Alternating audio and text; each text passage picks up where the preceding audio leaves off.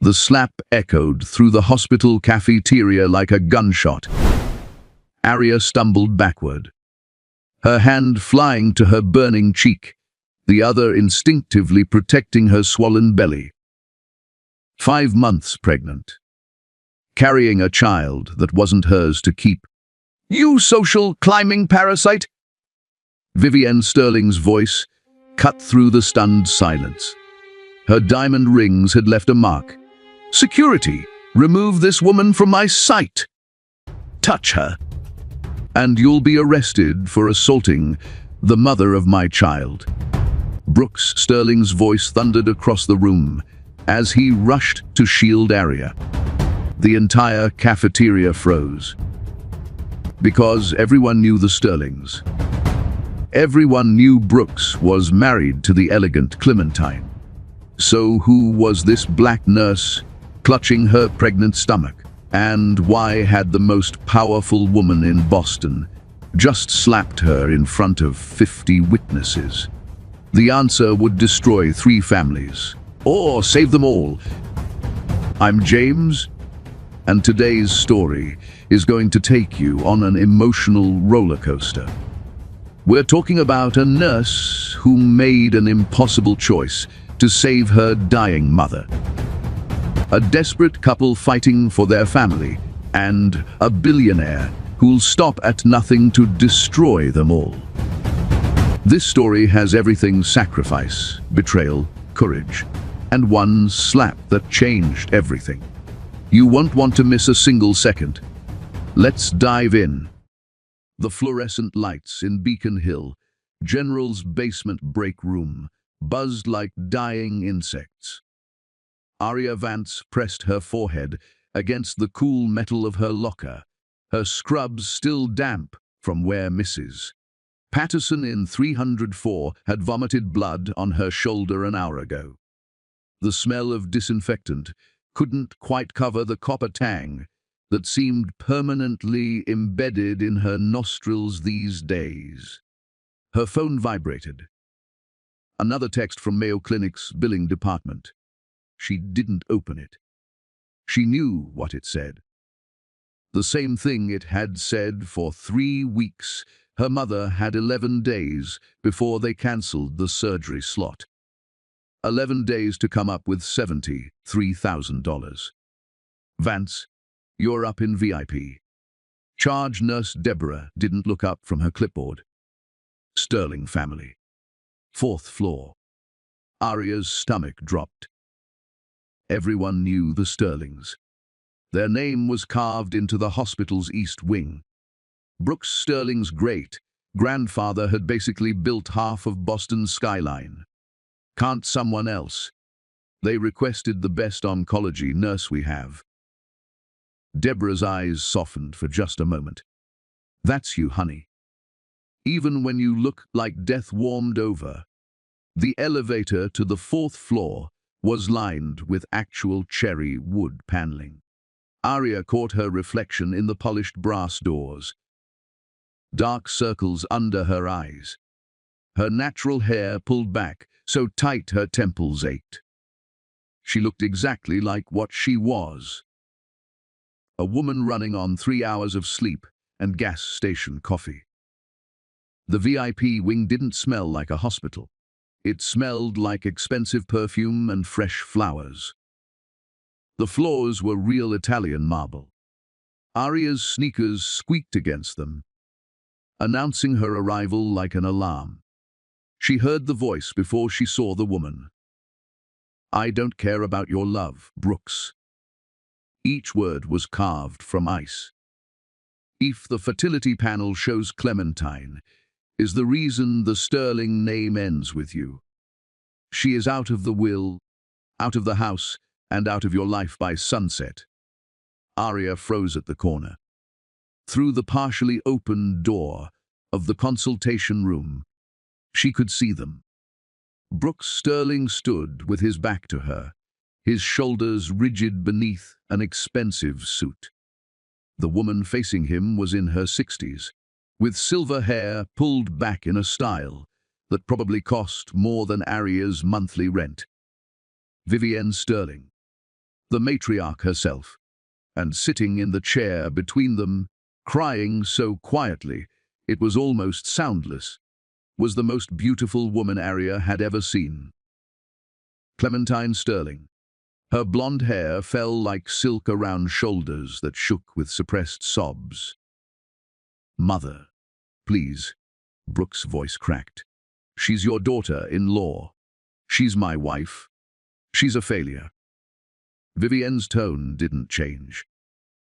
"The doctors will confirm it tomorrow. No Sterling has ever been unable to produce an heir. It's clearly her deficiency, not yours." Arya should have walked away, should have turned around and requested a different assignment. But Clementine looked up that moment, and their eyes met through the crack in the door. The desperation in that gaze was something Arya recognized. It was the same look her mother had when the first round of chemo failed. She knocked. Vivienne's head snapped toward the door. "We're in a private consultation. I'm Nurse Vance. I was told Mrs. Clementine Sterling needed. We need nothing from you." Vivienne's eyes raked over Arya with the kind of assessment that reduced people to dollar signs. Especially not now. Clementine's voice was barely a whisper. "I'd like the nurse to stay. For my blood draw. The fertility panel." Brooks turned, and Arya saw his face for the first time. He was younger than she expected. Maybe 32. There were lines around his eyes that suggested he smiled often, but he wasn't smiling now. He looked trapped. Of course. Arya stepped inside, her heart hammering. "I'll need to take you to the lab." "You'll do it here." Vivienne moved to the window. "I don't want her paraded through the halls where people can see her upset." "How considerate." Arya thought but didn't say. She prepared the butterfly needle with steady hands, years of practice overriding her nerves. Clementine held out her arm without being asked. Up close, Arya could see the woman was trembling. "Deep breath," Arya murmured. "You'll just feel a small pinch." The needle slid in smoothly.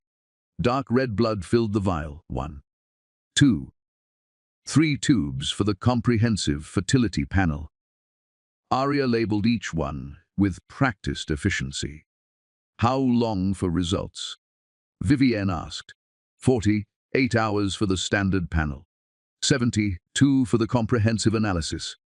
Will pay for expedited processing. 24 hours. "Mother," Brooks started. 24 hours, Brooks. Then we'll know the truth, and we can move forward accordingly. Arya finished bandaging Clementine's arm. The woman's skin was cold as marble. "You should rest. Keep your arm elevated." Clementine's fingers suddenly gripped Arya's wrist. Her nails dug in hard enough to hurt. "Please," she whispered, so quietly that only Arya could hear. "Please help me." Before Arya could respond, Vivienne was ushering her toward the door. "You may go. And I trust the Sterling family's medical information will remain confidential." It wasn't a question. It was a command. Arya fled to the elevator, the vials of blood heavy in her pocket like grenades. Her hands shook as she logged into the lab system. She shouldn't look. She absolutely should not look at preliminary markers before the official results came back. But Clementine's desperate whisper echoed in her ears. "Please help me." Arya pulled up the preliminary blood work from Clementine's last physical. Then she cross-referenced it with Brooks' Sterling's annual executive health screening. The hospital kept records on all major donors. Her stomach turned to ice. The preliminary hormone levels were already visible in the system from a previous workup. Clementine's FSH was elevated. Her AMH was nearly undetectable. Her ovarian reserve was that of a woman in her late 40s, not early 30s. But that wasn't what made Aria's blood run cold. It was the notation in Brooks Sterling's file from 18 months ago. A consultation with a reproductive endocrinologist. Semen analysis showing severe oligospermia. A follow-up recommending immediate fertility preservation due to probable genetic condition causing progressive testicular failure. Clementine wasn't the infertile one. Brooks was. And from the looks of these results, Vivienne Sterling either didn't know or was choosing not to know. She was about to destroy her daughter-in-law for a condition her own son carried. Aria sat back, her mind racing. She should stay out of it. This wasn't her family. Wasn't her business. She had her own mother to save, her own impossible bills to pay. But then she thought of Clementine's cold hand, the way Brooks had looked at his wife with such helpless anguish, the casual cruelty in Vivienne's voice. She thought of her own mother, who had raised her alone after her father walked out, who had worked 3 jobs to put Aria through nursing school, who had taught her that doing the right thing mattered more than doing the easy thing. Aria pulled out her phone. Her thumb hovered over the Mayo Clinic billing portal. 11 days. $73,000. Then she took a screenshot of Brooks Sterling's fertility consultation and saved it to her encrypted personal drive. She didn't know what she was going to do with it yet. Didn't know if she had the courage to get involved in something this dangerous, this far above her pay grade. But she knew one thing tomorrow, when those official results came back. Someone in that family was going to be destroyed by a lie.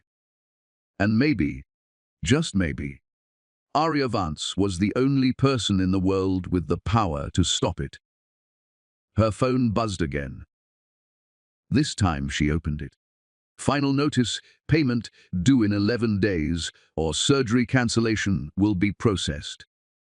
Aria closed her eyes and made a decision that would change everything. Aria didn't sleep that night.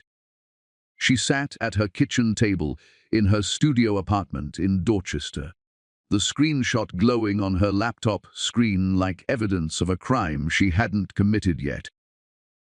Outside, sirens wailed. A couple argued in Spanish 3 floors up. Normal sounds. Her normal life. Except nothing about this was normal. At 6:47 a.m., her phone rang. Unknown number, Nurse Vance. The voice was male-controlled, but she could hear the fracture underneath. This is Brooks Sterling. I need to speak with you. In person. Today. Her mouth went dry. Mr. Sterling, I'm not sure. Please. The word cracked. I know what you saw in my file. Security flagged your access at 11:34 p.m. I've been awake ever since. Aria's heart stopped. She'd been so careful with the encryption, but she'd forgotten about the basic access logs. Stupid. So incredibly stupid. I can explain. I don't want explanations. I want to meet. There's a coffee shop on Warren Street. Violets. 1 hour. He hung up before she could refuse. Aria stared at her reflection in the darkened laptop screen. She should run. Should delete everything and pretend she never saw those files. But she thought of her mother's voice on the phone yesterday, trying so hard to sound strong while talking about casket preferences. Just in case. She got dressed and went to meet the devil. Violet's was the kind of place where nobody looked at anyone too closely. Aria ordered black coffee she couldn't afford and sat in the back corner. Brooks Sterling walked in exactly 60 minutes after his call, wearing jeans and a wrinkled button down instead of his usual suit. He looked like he'd aged 5 years overnight. He sat down across from her without asking permission. Up close, she could see the red in his eyes, the coffee stain on his collar. This wasn't the polished hair she'd seen in the hospital. This was a man coming apart. "You know," he said quietly, "about me. I shouldn't have accessed your file. That was wrong. I'll accept whatever disciplinary action. I don't care about that." He leaned forward. "I care about what happens at 3 p.m. today, when my mother gets the official results." Arya wrapped her hands around her coffee cup. "The results will show your wife has diminished ovarian reserve. Early ovarian failure. She'll be labeled infertile. And my results were never ordered. Your mother only requested testing for Clementine." Brooks laughed, but there was no humor in it. Of course she did, because in Vivienne Sterling's world, the fault could never lie with her perfect son. He rubbed his face. "She'll destroy Clementine. Not just divorce. She'll make sure Clementine never works in this city again. She'll drag her name through every social circle. My mother doesn't just win. She obliterates." "Why are you telling me this?" "Because I saw your face yesterday, when my wife grabbed your hand." His eyes met hers, and they were the saddest eyes Arya had ever seen. "You wanted to help. I could see it. And I'm desperate enough to ask why." Arya shouldn't answer. Should walk away right now. But instead she heard herself say, "Because your mother reminded me of insurance adjusters who keep denying my mother's cancer treatment. People who hold all the power and use it like a weapon." Brooks went very still. "Your mother is sick. Stage 3 pancreatic cancer. She has 11 days before Mayo Clinic gives her surgery slot to someone else. $73,000 I don't have." Arya looked away. "So I understand what it's like to watch someone you love be destroyed by things outside your control." The silence stretched between them. Outside, a bus hissed to a stop. A child laughed. Life going on like the world wasn't ending for both of them. "I can't change the results," Arya finally said. "Even if I wanted to. The lab is independent. Multiple people verify the data. And even if I could, it wouldn't change the truth. Your wife can't have children. Neither can you. Your mother will find out eventually." "I know." Brooks' voice was barely audible. "But I need time. Time to protect Clementine. To move assets into her name that my mother can't touch. To find a way to give my mother what she wants without destroying my marriage." What does she want? And Heir, he said it like a curse. "The Sterling legacy, the name continuing. That's all that matters to her. Not love. Not happiness. Just the bloodline. There are other options. Adoption. Surrogacy. Do you think my mother would accept anything less than a biological Sterling?" Brooks laughed bitterly. "She had my father's entire medical history, traced back 6 generations before she agreed to marry him. She views genes like stock portfolios." Arya started to stand. "I'm sorry, Mr. Sterling. I really am. But I can't help you.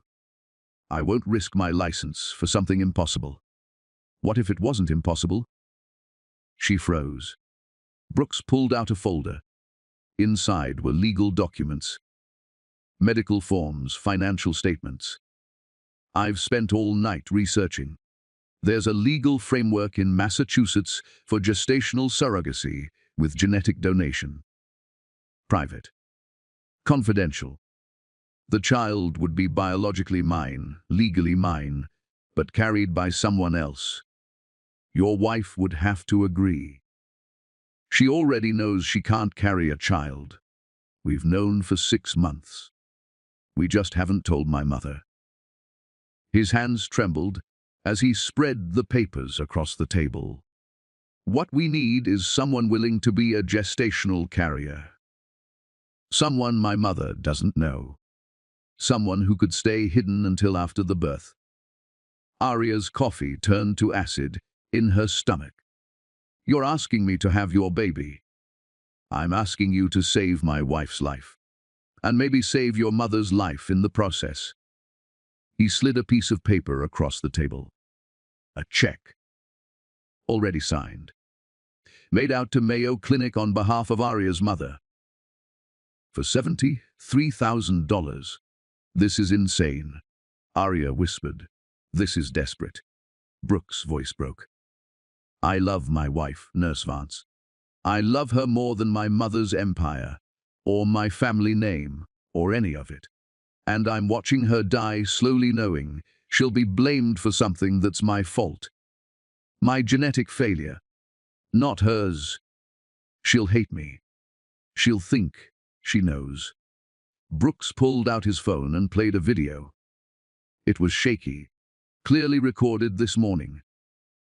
Clementine sat on their bed, mascara streaked down her face. If you're watching this, Clementine said to the camera, it means Brooks found someone willing to help us. To the woman who saves my marriage, my life, my dignity, I will never be able to repay you. I know what Brooks is asking is impossible, is unfair. But please, please consider it. Not for the money, for the chance to prove that good people still exist in this world. The video ended. Arya sat frozen.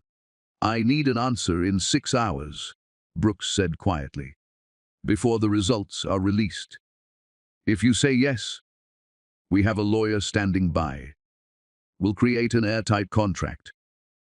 Your mother gets her surgery. You get compensation beyond the medical costs. And when it's done, you walk away. No strings. No obligations. You give us 9 months, and we give you your mother's life. He stood up, put on sunglasses even though it was overcast outside. I'll be at the hospital at 2 p.m.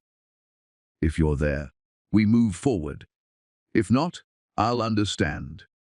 And I'll make sure your file access is expunged from the records. You'll face no consequences either way. Arya watched him walk out. The check sat on the table between the cold coffee cups like a coiled snake. $73,000. Her mother's life. But at what cost? She picked up her phone. Her mother answered on the first ring, like she'd been waiting. Baby girl, you sound stressed. What's wrong? Arya closed her eyes. Her mother had always known. Even across phone lines and hospital rooms, and all the lies Arya told to keep her from worrying. Mama, if you had to make an impossible choice to save someone you loved, would you do it? The pause was long. Then her mother's voice came back, soft and sure. Baby, I worked 3 jobs and slept 4 hours a night for 18 years to get you through school. I'd have worked 6 jobs if I could. Love isn't about easy choices. It's about showing up when everything's hard, even if people judged you for it. People always gonna judge. Question is whether you can live with yourself after. Can you? Arya looked at the check, thought of Clementine's desperate eyes, Brooks' broken voice, the casual cruelty of a woman who valued bloodlines over human beings. I don't know yet, Mama. Then you keep thinking until you do know. But remember, you got a good heart. Whatever it tells you, I trust it. They said goodbye. Arya sat alone in the coffee shop for 2 more hours, the check growing heavier with each passing minute. At 1:47 p.m., she walked into Beacon Hill General Hospital. Her hands were steady. Her decision was made. Brooks Sterling stood by the fourth-floor elevator, trying to look casual and failing completely. When he saw her, his whole body sagged with relief. "You came." "I have conditions," Arya said. "Your wife meets with me first, alone. I need to hear from her own mouth that this is what she wants. And we do this my way. No lying to hospital staff. No forged records. Everything legal. Everything documented. I won't risk my career on deception." "Agreed." "Anything else?" "Yeah." Arya looked him dead in the eye. "When this is over, when your mother finds out the truth, because she will eventually, you don't hide behind lawyers or money. You stand up to her. For your wife. For your child. For doing the right thing even when it costs you everything." Brooks held out his hand. "I swear it." They shook. His palm was sweating. So was hers. Neither of them knew that 3 floors below, Dr. Silas Thorne was already on the phone with Vivienne Sterling, offering her something far more dangerous than the truth. He was offering her exactly what she wanted to hear. The lawyer's office smelled like old books and new money. Arya sat across from Clementine Sterling in a room with windows that overlooked Boston Harbor. Between them sat a woman named Margaret Chen, the kind of attorney who charged $1,000 an hour and earned every penny. Brooks had excused himself. "You two need to talk without me in the room," he'd said, and Arya respected him for that at least. Clementine twisted her wedding ring around her finger.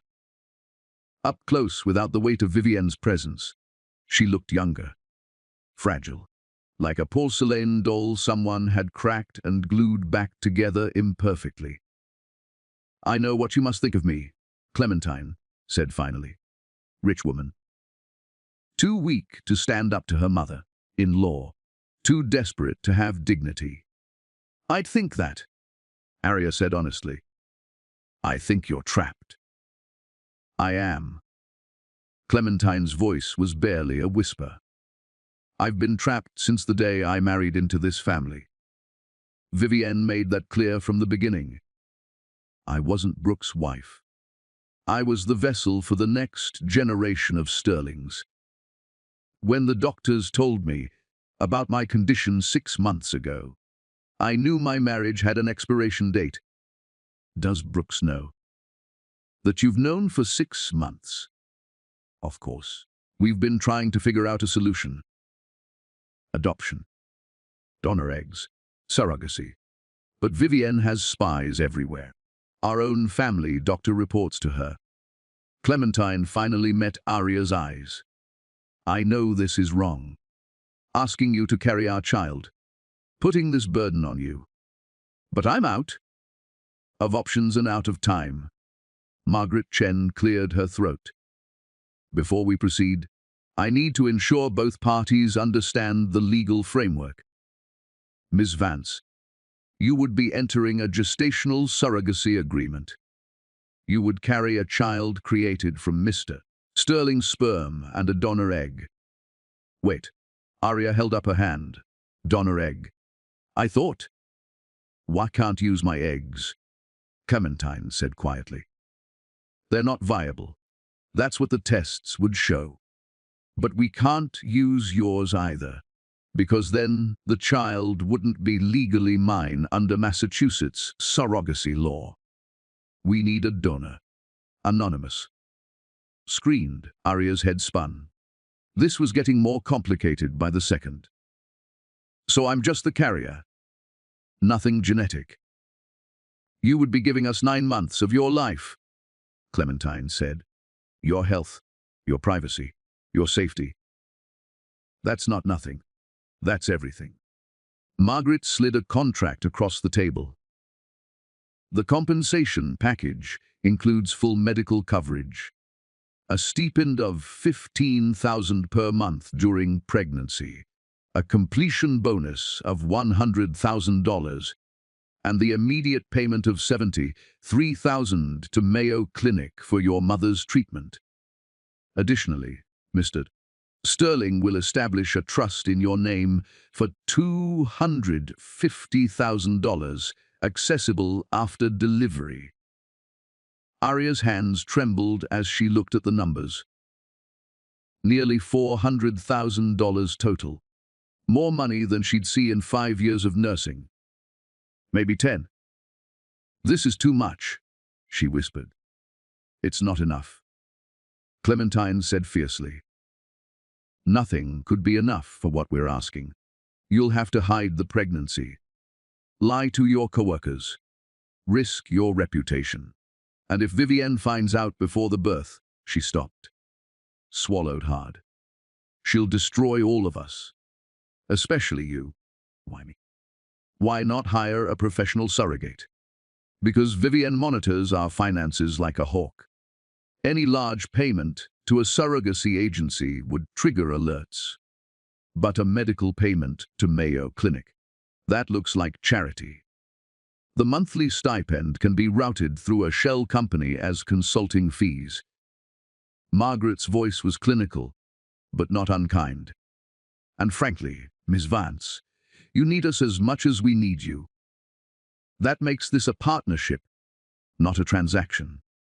Arya wanted to be offended, wanted to walk out. But the woman was right. She did need them, desperately.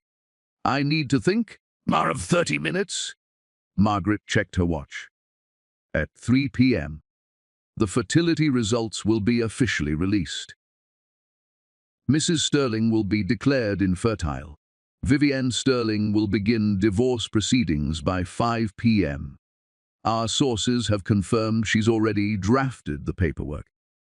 If we're going to do this, it has to be now." Clementine reached across the table and took Arya's hands. Her fingers were ice cold. "I know we're strangers. I know you have no reason to trust us. But I'm begging you. Not as a rich woman asking for a favor. As one woman to another, who understands what it's like to be powerless." Arya looked into those desperate blue eyes and saw her own reflection. Two women from different worlds, both drowning in different ways. "If I do this," Arya said slowly, "I have conditions beyond the contract. I want honesty. No more secrets between us. If something goes wrong, if your mother finds out, if any of this falls apart, we face it together. No one gets thrown under the bus to save someone else." "Agreed," Clementine said immediately. "And after the baby is born, I walk away. Completely. I don't want birthday cards or Christmas photos or updates. I can't be part of this child's life. That would destroy me." "Understood." Clementine's voice cracked. "Though I hope someday you'll let me thank you properly."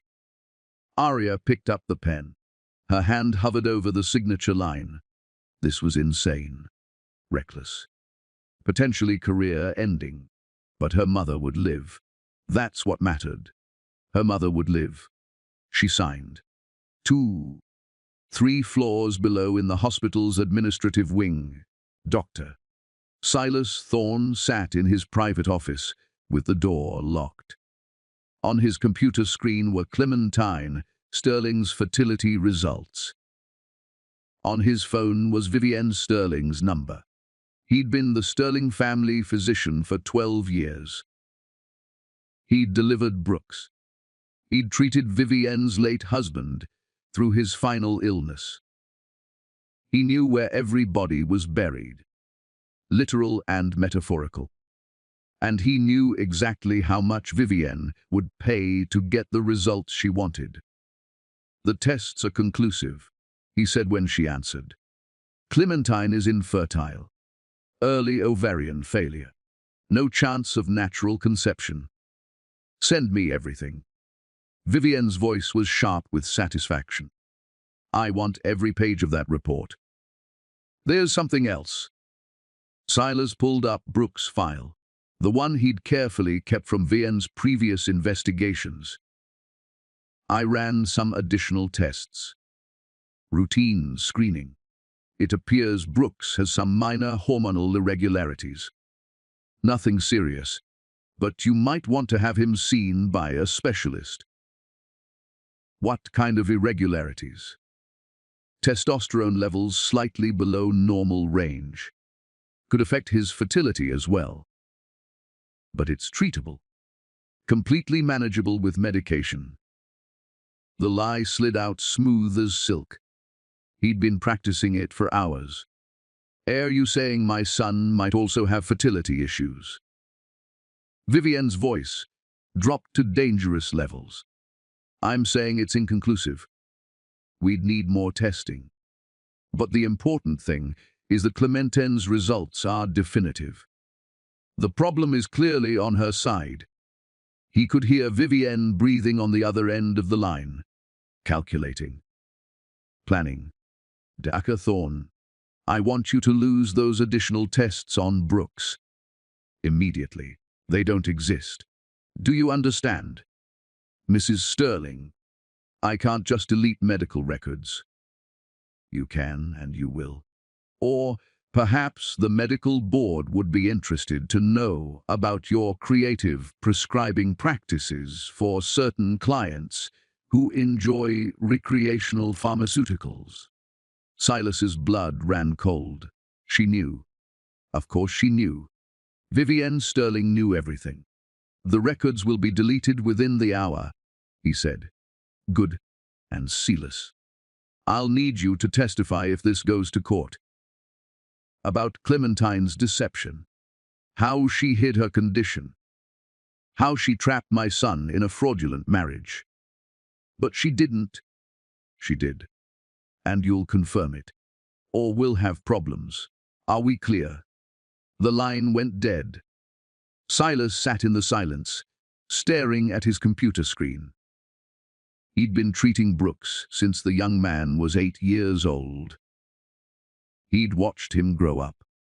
Had been there for every skinned knee, every flu, every moment of that boy's life. And now he was being asked to destroy him. His finger hovered over the delete button on Brooks' fertility records.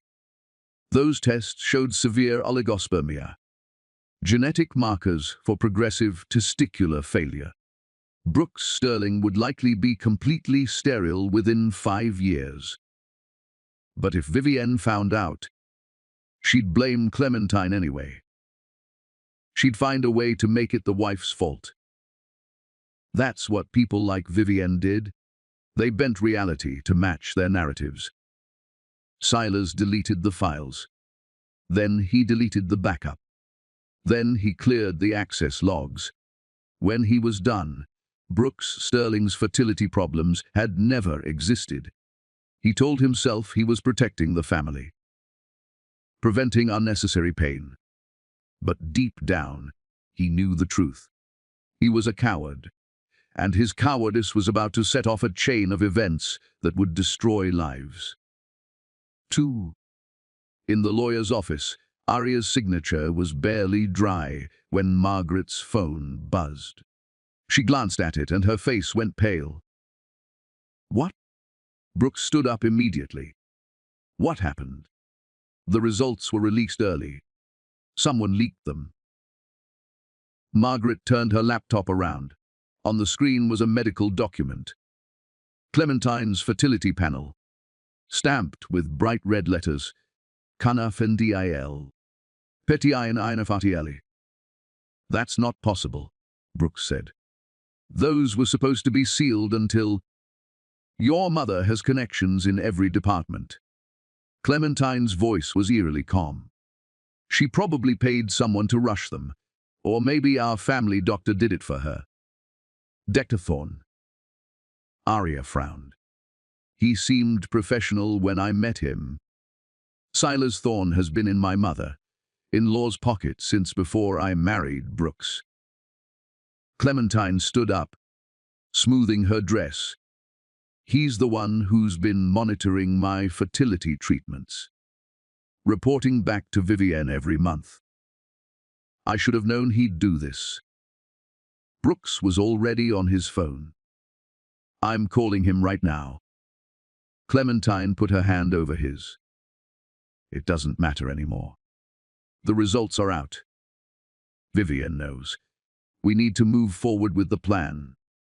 But we just signed the contract 10 minutes ago, Arya said.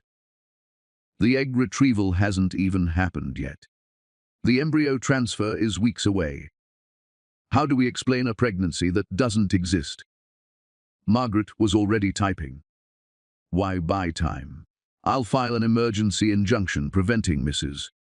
Vivienne Sterling from taking any action based on medical records obtained through illegal means. That'll give us a few days, maybe a week if we're lucky. And then what? Arya's voice rose. Eventually, someone's going to notice I'm not pregnant. You can't fake 9 months. We don't need 9 months. Clementine's eyes were hard now. Determined. We need 6 weeks. Enough time to do the embryo transfer and confirm pregnancy. Once there's a verified pregnancy, with genetic testing showing Brooks as the father, Vivienne will have to back down. An heir is an heir, unless she finds out the baby isn't biologically yours, Arya said. She won't. We'll make sure of it. But even as Clementine said it, Arya saw the fear in her eyes. They were all terrified, all in too deep, all praying that a man named Dr. Silas Thorne wouldn't destroy them before they had a chance to save themselves. What none of them knew was that Dr. Thorne was just finishing his 3rd phone call of the day. This one to a private investigator. I need deep background on a nurse at Beacon Hill General, he said quietly. Arya Vance. Everything, family, finances, medical history, weaknesses. I need it yesterday. Because Vivienne Sterling had given him one more assignment. Find out who was helping Brooks and Clementine hide something. She could smell deception, like a shark smelled blood. And Dr. Silas Thorne knew better than to fail Vivienne Sterling twice. The trap was being set. Arya had just walked into the center of it. And time was running out. The fertility clinic was in Cambridge, far enough from Beacon Hill that no one from Vivienne's social circle would accidentally see them. Arya sat in the waiting room, holding a clipboard full of medical forms, her leg bouncing with anxiety. Across from her, a couple in their 40s held hands and whispered encouragement to each other. Normal people doing this for normal reasons. She was doing it to outsmart a billionaire and save her mother's life. Brooks had stayed behind to run interference with his mother. Margaret had filed the injunction that morning. Vivienne's lawyers were fighting it, but it bought them 72 hours. Clementine sat beside Arya, wearing oversized sunglasses and a baseball cap like a celebrity, trying to go incognito. This is the strangest day of my life, Arya muttered. Just wait, Clementine said.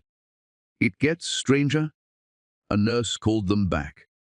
The reproductive endocrinologist, Dr. Yuki Tanaka, was a tiny woman with sharp eyes and an efficiency that made Arya feel instantly comfortable. She didn't ask questions about why a black nurse was carrying a baby for a white couple. She just laid out the facts. We have 5 embryos from the donor egg and Mr. Sterling's sperm, all genetically tested, all viable. I recommend transferring 2 to increase chances of success. Dr. Tanaka looked at Arya over her glasses. Your medical history is excellent. You're young, healthy, No previous pregnancies, but no indicators of infertility. Success rate for someone your age is approximately 65% per transfer cycle. And if it doesn't work the first time, Arya asked, we try again. But let's be optimistic. Dr. Tanaka smiled. Your hormone levels are perfect. You respond well to fertility medications. I've seen worse odds succeed beautifully. The embryo transfer itself took 20 minutes. Arya lay on the exam table, staring at the ceiling tiles while a doctor she'd met an hour ago placed 2 microscopic clusters of cells into her uterus.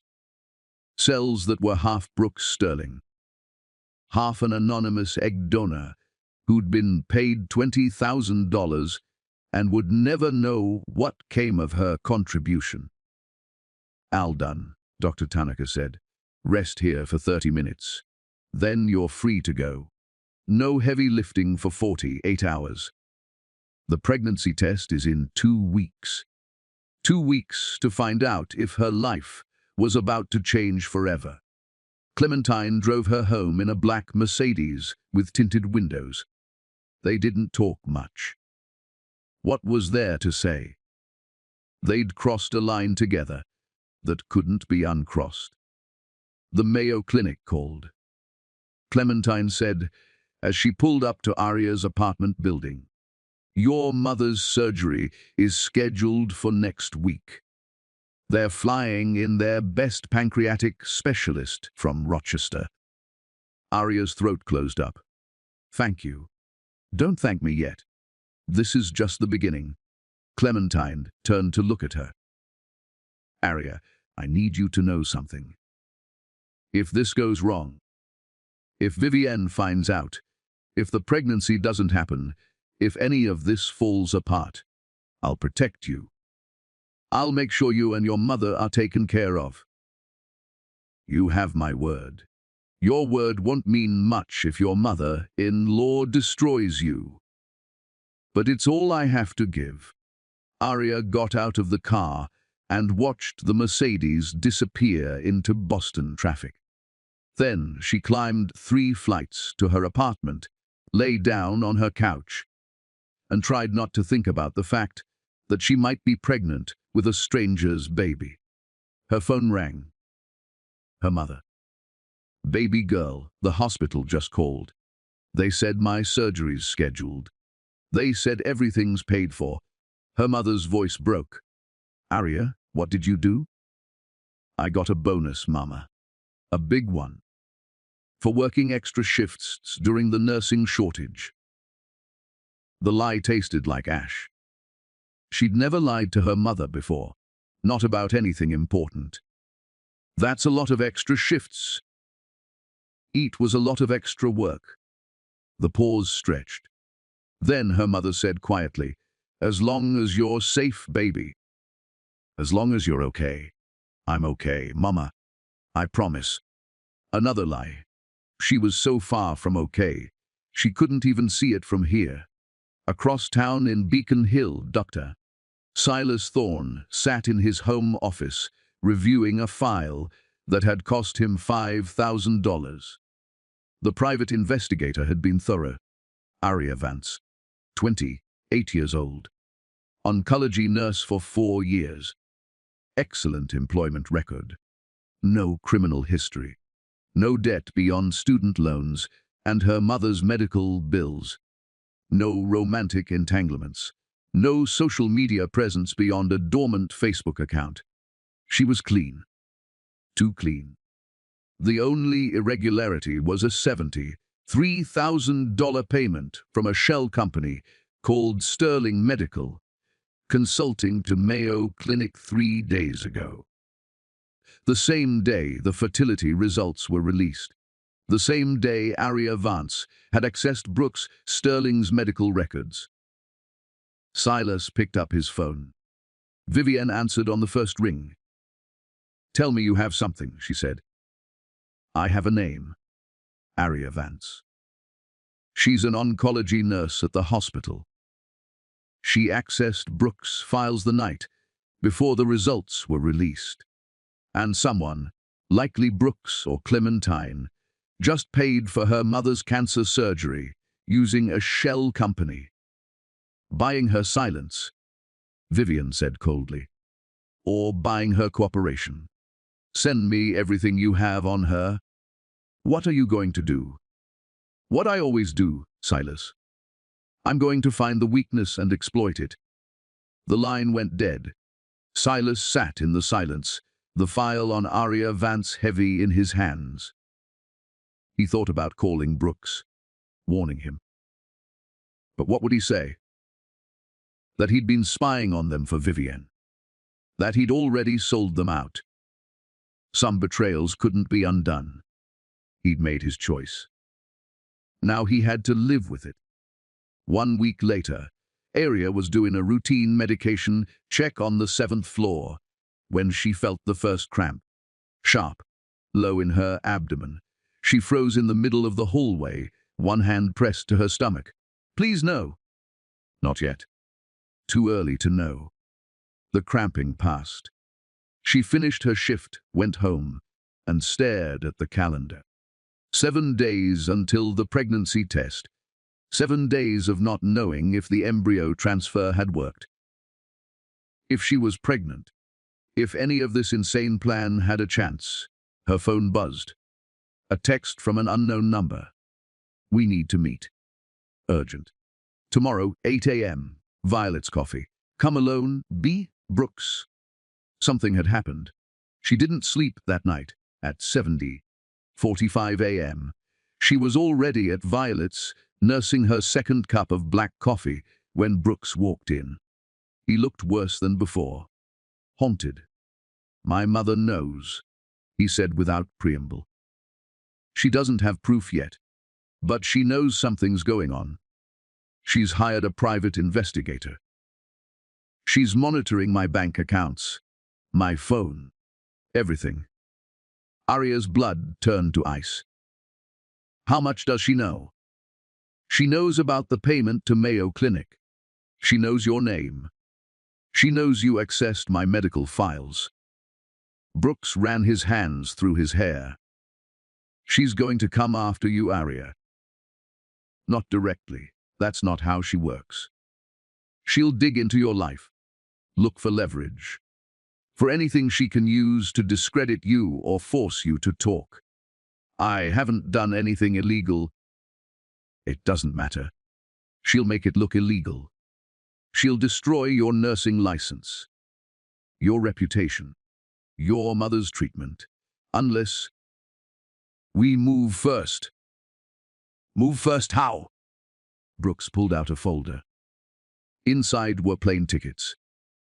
How would you feel about spending the next 8 months in Maine? Arya stared at him. You're joking. I own a property in Bar Harbor. Remote. Private. Nobody knows about it. I bought it under a corporate shell before I married Clementine. My mother has no idea it exists. Brooks spread the documents on the table. You could live there, in comfort. We'd set up telemedicine for your prenatal care. You'd have everything you need.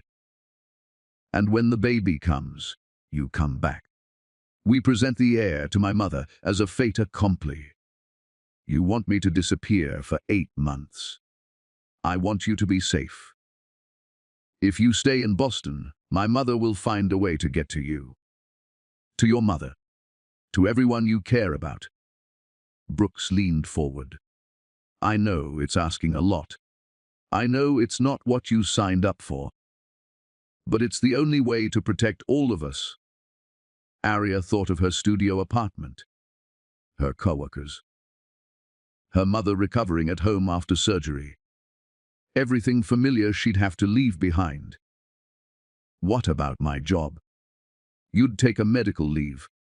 We'd make it legitimate. Stress-related. Your supervisor would understand. You've been working yourself to death taking care of your mother. And after? When I come back pregnant with no explanation, you tell them it happened during your leave. A brief relationship that didn't work out. The father isn't in the picture. It's not uncommon. It was insane, all of it. But as Arya looked at Brooke's desperate face, she realized he was right. Vivienne Sterling wouldn't stop. She'd dig and dig until she found something to use. And Arya's mother, still recovering from surgery, still fragile. She was the perfect leverage. I need to think. You have 24 hours. That's how long the investigator needs to build a full profile on you. After that, my mother will have everything. Every vulnerability, every pressure point. Brooke stood up. I'm sorry, Arya. I know we keep asking more and more of you. But I don't know what else to do. He left her sitting there, the plane tickets on the table, like an escape route or a trap. She couldn't tell which. That afternoon, Arya went to visit her mother at the recovery center. The surgery had gone well. The cancer was in retreat. Her mother looked better than she had in months, color returning to her cheeks, light in her eyes. You've been quiet, baby girl, her mother said, holding Arya's hand. Something weighing on you? Arya wanted to tell her everything. The surrogacy, the threats, the impossible choices that kept piling up. But her mother was healing, finally healing. She couldn't burden her with this. Just tired, Mama. Been a long few weeks. Her mother studied her with those all-knowing eyes. You remember what I told you when you were little, about the difference between running away and running toward something. You said running away is fear, running toward is faith. That's right. Her mother squeezed her hand. So whatever decision you're facing, ask yourself, what are you running toward? If it's something good, something that matters, then don't let fear stop you. Arya kissed her mother's forehead and left before the tears could come. That night, she packed a single suitcase. In the morning, she texted Brooks a single word, yes. 3 days later, Arya Vance disappeared from Boston.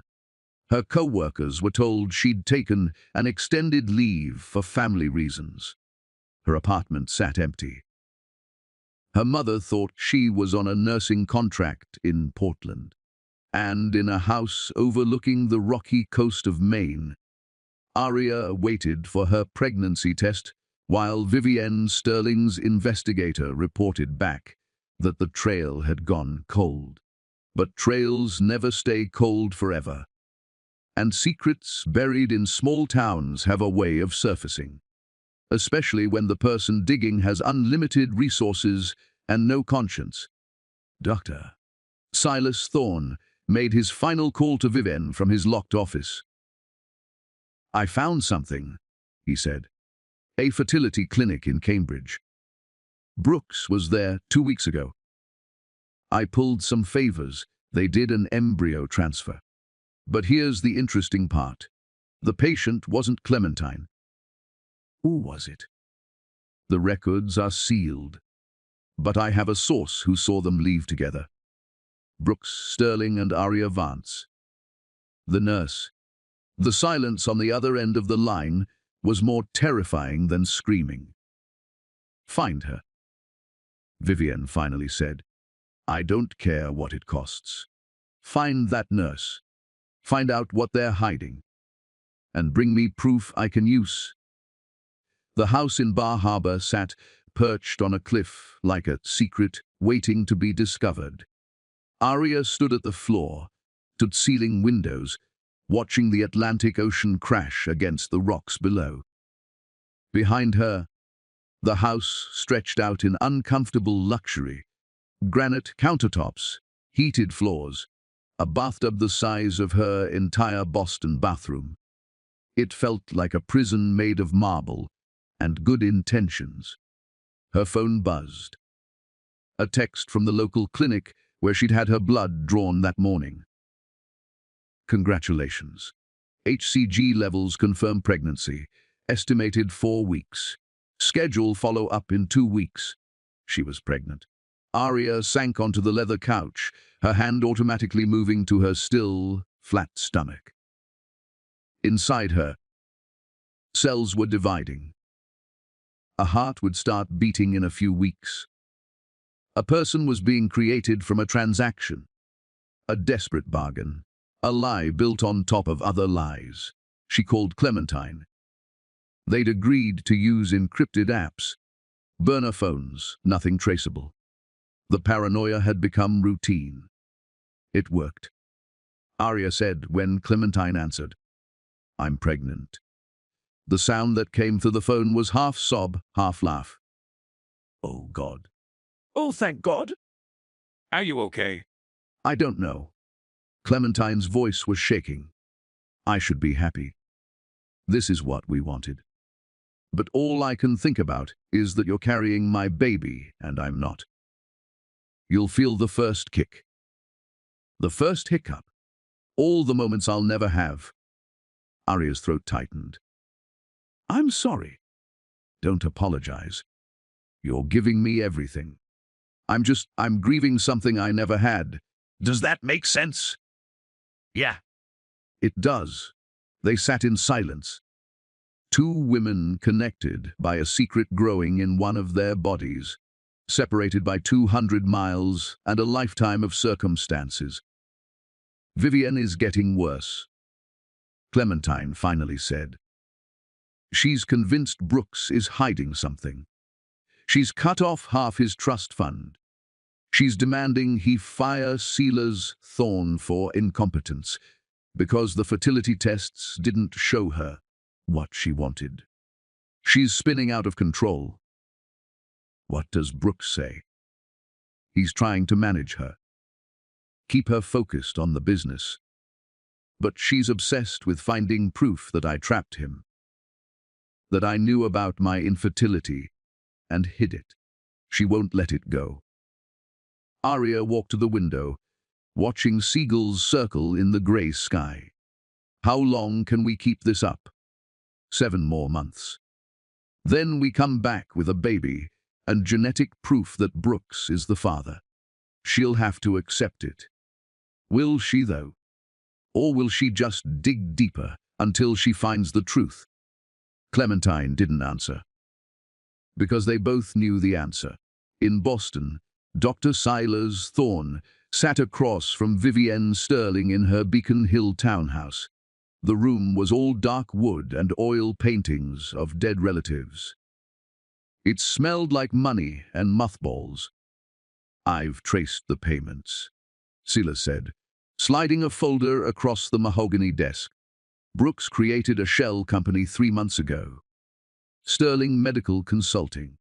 It's been making regular deposits to an account in Arya Vance's name. 15,000 a month. For what purpose? The official paperwork says medical consulting services. But Arya Vance is an oncology nurse, not a consultant.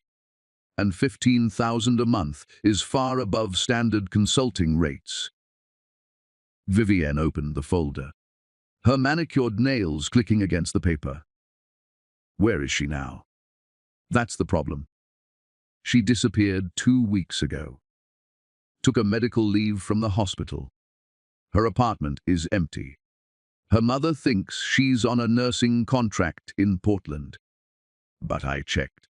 No hospitals in Portland have any record of hiring her. So she's hiding, or being hidden." Silas pulled out another document.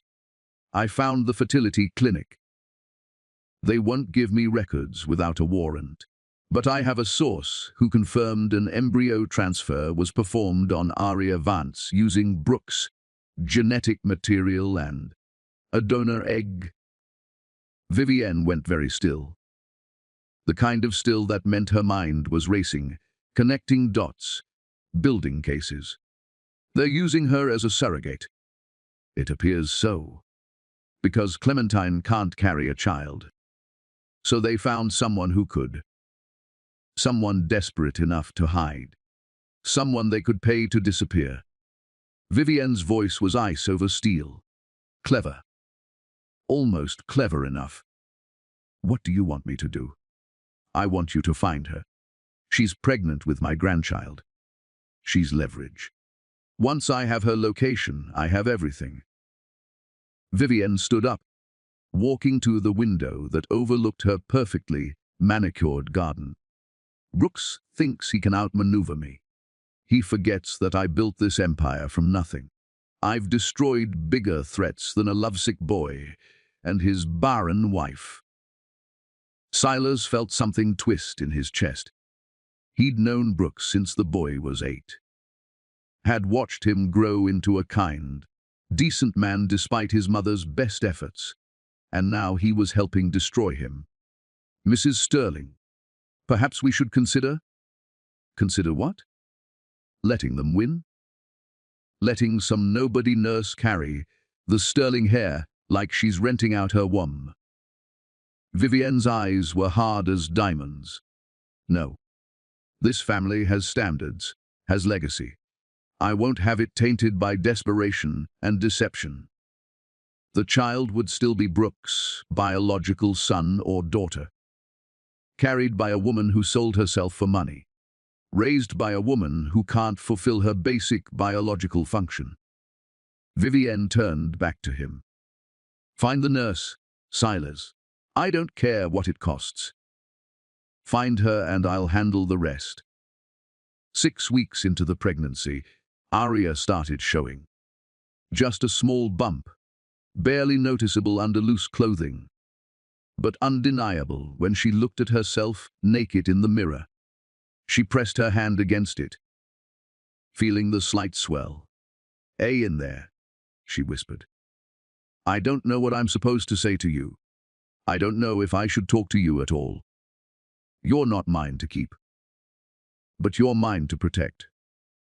For now, her phone rang. An unknown number. She almost didn't answer, but something made her pick up. Aria Vance. The voice was male, professional, unfamiliar. Who is this? My name is James Chen. I'm an attorney representing Vivienne Sterling. I'd like to discuss a matter of mutual interest. Aria's blood went cold. I have nothing to discuss with you. I think you do. We know about the surrogacy arrangement. We know you're carrying Brooks Sterling's child. We know you're being paid to hide during the pregnancy. His voice was calm, matter of fact. Mrs. Sterling would like to make you a better offer. I'm not interested. $1 million. Cash. In exchange for terminating the pregnancy and signing a non-disclosure agreement. Aria's hand tightened on the phone. You're asking me to get an abortion. We're offering you a way out of a complicated situation. You're young. You have your whole life ahead of you. Is 9 months of your life worth destroying your career, your reputation, your future? Because that's what will happen when this comes to light. The press will destroy you. They'll call you a homewrecker, a gold digger. They'll make your life hell. How did you get this number? Mrs. Sterling has resources, connections. It would be wise not to underestimate her. He paused. You have 48 hours to consider the offer. After that, things get much more difficult for everyone involved. The line went dead. Aria sat on the bathroom floor, shaking. She called Brooks immediately. They found me, she said when he answered. Your mother's lawyer just called. He offered me $1 million to terminate the pregnancy. The silence on the other end was deafening. Brooks, are you there? I'm here. His voice cracked. I'm so sorry. I thought we had more time. I thought you'd be safe there. How did she find me?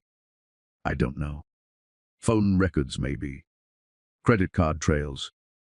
My mother has investigators, lawyers, people who do nothing but dig up dirt for a living. He took a shaky breath. What did you tell them? I hung up. But Brooks, they're threatening me. They said they'll destroy my reputation, make the press. They won't. I won't let them. But Arya, listen to me very carefully. Do not engage with them. Don't answer calls from numbers you don't know. Don't go anywhere alone. I'm sending private security to Bar Harbor tonight. Security. Brooks, this is insane. My mother is insane. And she's desperate. That makes her dangerous. His voice hardened. I should have anticipated this. Should have protected you better. What are we going to do? We're going to fight. And we're going to win. Because the alternative is unthinkable. After he hung up, Arya sat in the silence of the two, big house, one hand on her growing stomach. Somewhere in Boston, a woman with unlimited resources and no conscience was planning her next move. And Arya was alone in Maine with a secret that was getting harder to hide every day. The security team arrived that night. Two former Marines, named Marcus and Jennifer, who moved into the guest house and started doing perimeter checks like Arya was a foreign dignitary instead of a pregnant nurse hiding from a billionaire. This is ridiculous, Arya said when Jennifer explained the new protocols. I'm not in witness protection. No, Mom. You're in something potentially more dangerous. A woman with Mrs. Sterling's resources can make people disappear if she wants. We're here to make sure that doesn't happen. That night, Arya couldn't sleep. She stood at the window watching the ocean, wondering how her life had gone from simple to surreal in the space of 2 months. She thought about her mother, recovering in Boston, still believing Arya was on a nursing contract. She thought about Clementine, waiting in desperation for a baby she'd never carry. She thought about Brooks, caught between the family he was born into and the family he was trying to create. And she thought about the life growing inside her. Person who didn't ask to be part of this mess, who deserved better than to be born from lies and legal contracts. Her phone buzzed. A text from an unknown number. Last chance, Ms. Vance. Take the money, walk away, or face the consequences. Then a photo. Her mother, walking into the recovery center in Boston. Someone had been following her, watching her. The message was clear. Vivienne Sterling could get to anyone, anytime, anywhere. Arya's hands shook as she forwarded the text to Brooks. Then she checked every lock on every door and window. Marcus and Jennifer were outside, but suddenly that didn't feel like enough, because Vivienne Sterling wasn't just threatening Arya anymore. She was threatening the one person Arya would do anything to protect. And that changed everything. In Boston, Vivienne Sterling sat in her study, reviewing the private investigator's latest report. She had the location. She had the leverage. Now she just needed the right moment to strike. Dr. Thorne, she said into her phone, I need you to make a house call to Bar Harbor tomorrow and bring everything you need to perform a medical examination. I want proof that nurse is pregnant. Documented proof I can use in court. Mrs. Sterling, I can't force someone to submit to an examination. You can if they believe it's in their best interest. Or their mother's best interest. Her smile was cold. Use your imagination, Silas. That's what I pay you for. She hung up and poured herself a scotch. Tomorrow, the game would change. Tomorrow, she'd have all the ammunition She needed to destroy this ridiculous scheme and remind her son that in the Sterling family, she always won. Always. Arya woke to the sound of someone pounding on the door. The sun was barely up, casting grey light across the main coast. She pulled on a robe, her heart hammering as Marcus's voice came through the security system. "Ems Vance, stay inside. We have an unauthorized vehicle approaching." Through the window, she watched a Blacktown car wind up the gravel driveway. It stopped in front of the house and ducked at her. Silas Thorne stepped out, carrying a medical bag. Arya's stomach dropped. She grabbed her phone and called Brooks. "He's here," she said when he answered. "Dr. Thorne. At the house. Right now. Don't let him in. Don't open the door. I'm calling our lawyer, Ms. Vance." Silas's voice came through the intercom system. "I need to speak with you. It's about your mother." Arya froze. "What about my mother?" "Please. 5 minutes." "That's all I'm asking." Marcus appeared at her side, weapon visible on his hip. Say the word, and he's gone. But Arya's mind was spinning. "Your mother." He'd said it specifically, deliberately. She looked at Marcus. "Stay close." "But let him in." Marcus's jaw tightened, but he nodded. 2 minutes later, Silas Thorne sat in the living room, his medical bag at his feet. He looked older than Arya remembered. Tired, like he hadn't slept in days. "You have 3 minutes," Arya said, standing with her arms crossed. "Then my security removes you." "Your mother had a follow-up scan yesterday," Silas said quietly. "At the recovery center. Standard post, surgical imaging to check for any complications." Arya's breath caught. "And the scans show something. A shadow on her liver. It could be nothing. Scar tissue. Post-surgical inflammation. Or it could be metastasis." He met her eyes. "She needs a biopsy. Immediately. But her insurance is dragging their feet on approval. They're saying it's not medically necessary yet, that they want to wait and see." "That's a lie. My mother's treatment is fully covered." Was fully covered. Until someone at the insurance company received an anonymous tip that the Mayo Clinic payment might have been obtained fraudulently. Now they're investigating. Everything's frozen pending their review. Arya felt the room tilt. Vivienne. Mrs. Sterling has connections everywhere. Insurance companies. Medical boards. She's not above using them. Silas opened his bag and pulled out a portable ultrasound machine. "I'm here to make you an offer. Let me confirm the pregnancy. Document it properly. Give Mrs. Sterling the medical proof she's demanding. In exchange, I'll personally ensure your mother gets the biopsy today. I'll call in favors. I'll pay for it myself if I have to. You want me to cooperate with the woman trying to destroy me, so she can have ammunition to use in court. I want you to save your mother's life." Silas's voice cracked. "Ems Vance, I know what you think of me. I know I'm Vivienne's creature, that I've done terrible things to keep my position. But I'm also a doctor. And your mother is dying while we play these games.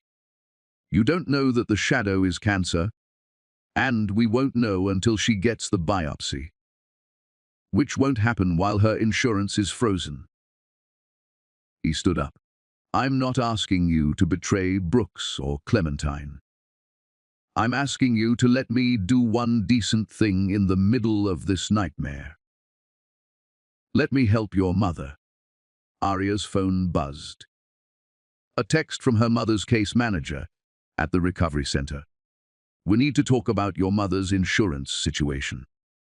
Please call ASAP." Her hands shook.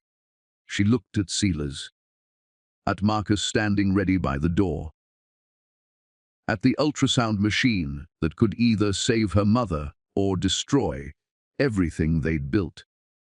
"If I do this," she said slowly, "you give me your word, doctor to nurse, that my mother gets the biopsy today, that you'll make sure she's taken care of no matter what happens with Vivienne's investigation." "You have my word." "And the ultrasound results. What will you tell Vivienne?" "The truth. That you're approximately 8 weeks pregnant. That the fetus appears healthy. That's all." He paused. "I won't volunteer information about the surrogacy arrangement. I won't speculate about paternity. Just the medical facts. It was a trap. Had to be."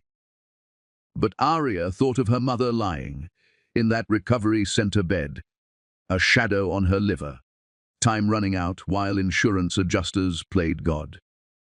"Do it," she said. The ultrasound took 10 minutes.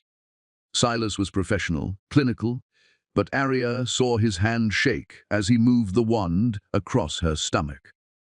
On the screen, a tiny blob appeared, barely recognizable as human. But there was a flicker, a heartbeat. "There," Silas said quietly. "Fetal heart rate 142 beats per minute, consistent with 8 weeks gestation. Everything looks normal." Arya stared at the screen, transfixed. That was a person. A whole person growing inside her. Brooks and a stranger's genes combining to create something new. Something that would have Clementine love and Brooks' protection and Arya's. What? Her body for 9 months. "I need to print these images," Silas said.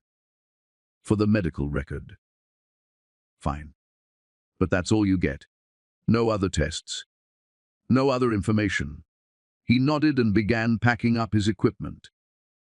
At the door, he turned back. "For what it's worth, Miss Vance, I'm sorry for all of this. I've spent 12 years serving Vivienne Sterling, and I've watched her destroy good people for no reason other than they stood in her way. Brooks is a good man. He deserves better than her. Then why help her? Because I'm a coward." His smile was bitter. "And cowards always serve the person they fear most." He left. Arya immediately called the recovery center. They confirmed her mother's biopsy was scheduled for that afternoon. Rush processing. Dr. Thorne had already called ahead. She should have felt relief. Instead, she felt dread. 2 hours later, Brooks called. His voice was tight with controlled fury. "My mother just sent me an email. Ultrasound images. Time, stamped from this morning. At the Bar Harbor House." He took a shaky breath. "She knows everything, Arya. She knows you're pregnant. She knows the timeline.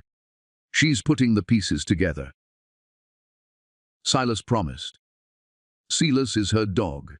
He promised you what you needed to hear, so you'd cooperate. And now she has medical documentation. Brooks' voice dropped. "She's filing a lawsuit. Against me, against Clementine. Against you. Fraud. Conspiracy. Unlawful surrogacy arrangement. She's demanding custody of the baby when it's born." Arya's legs gave out. She sank onto the couch. "She can't do that. The baby isn't even born yet. She can do whatever she wants. She has unlimited money and lawyers who specialize in making the impossible happen." He paused. "But there's more. She's not just suing. She's going to the press. She's planning to release a statement tomorrow about how her daughter-in-law tricked her son into marriage. How they're using a paid surrogate to defraud the family. How I'm unfit to inherit the Sterling Empire because I've been deceiving her. Brooks, she's going to destroy all of us, Arya. You, me, Clementine. She'll make sure your nursing license is revoked. She'll make sure Clementine is painted as a scheming gold digger. She'll make sure I'm disinherited. And she'll take that baby and raise it herself as the legitimate, sterling heir. Arya pressed her hand to her stomach. What do we do? The silence stretched out. Then Brooke said something she never expected. We tell the truth, before she can twist it. We go public first. We control the narrative. Are you insane? If we tell the truth, everyone will know about the surrogacy, the arrangement, everything. Everyone's going to know anyway, when my mother's lawsuit becomes public record. At least this way, we tell our story. We explain why we did it. We make people understand that this wasn't fraud. It was love. It was desperation. It was two people trying to save their family from a tyrant. They'll crucify us. Maybe. Or maybe people will understand. Maybe they'll see my mother for what she really is. His voice strengthened. I'm done hiding Arya. I'm done letting her control my life through fear. She wants a war. She's going to get one. But we fight it in the open. With the truth. Arya thought about her mother. Who'd taught her that doing the right thing mattered more than doing the easy thing?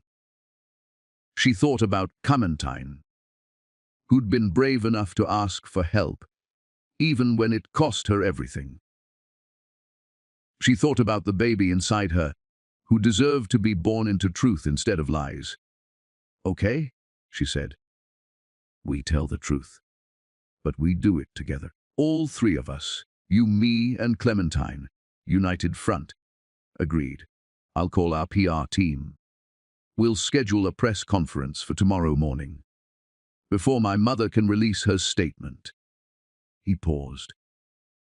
Arya, whatever happens next, I want you to know you're the bravest person I've ever met, and I'm sorry I dragged you into this. I walked in with my eyes open. Now let's finish it. That night, Arya, Brooks, and Clementine sat on a video call, planning their statement. Clementine's face was pale but determined. We tell them about my infertility, she said. We explained that Brooks and I wanted a family, that we found someone willing to help us, that this was always about love, not deception. We don't mention the payment to Mayo Clinic, Brooks added. That muddies the water, makes it look transactional. But it was transactional, Arya said quietly. At least at first. I did this for my mother. For money. We can't pretend otherwise. Then we frame it honestly. Clementine said. Two families helping each other. You needed help saving your mother. We needed help creating ours. That's not shameful. That's human. They worked through the night, crafting a statement that was honest without being defensive, that acknowledged the complexity without apologizing for the love underneath it all. At dawn, Arya's phone rang. Her mother. Baby girl, I need to tell you something. Her mother's voice was shaky. The biopsy came back. It's not cancer. It's just scar tissue. I'm okay. Arya closed her eyes, tears streaming down her face. Oh, thank God. Mama, I'm so glad. But honey, why did Dr. Thorne call me? Why did he say he was making sure I got the test because of complications with your situation? What's going on? What aren't you telling me? This was it, the moment Arya had been dreading. She took a deep breath.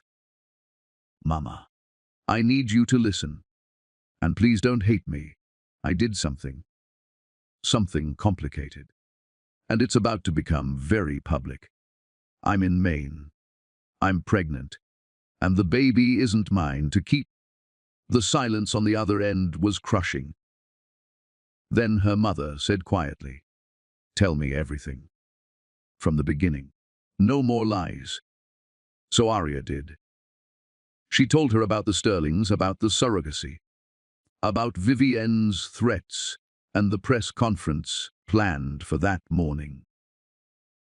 She told her about the impossible choices, and the desperate bargains, and the money that saved her mother's life. When she finished, her mother was quiet for a long time. "You did this for me," she finally said. "You sold 9 months of your life to save mine. I did it because I love you, and because I couldn't watch you die when I had the power to save you." "Oh, baby, my brave, foolish, beautiful baby." Her mother's voice broke. "I'm not mad. I'm terrified for you. But I'm not mad. I wish you'd told me. I wish you hadn't carried this alone. I couldn't burden you while you were sick. That's what mothers are for. Carrying burdens." Her mother took a shaky breath.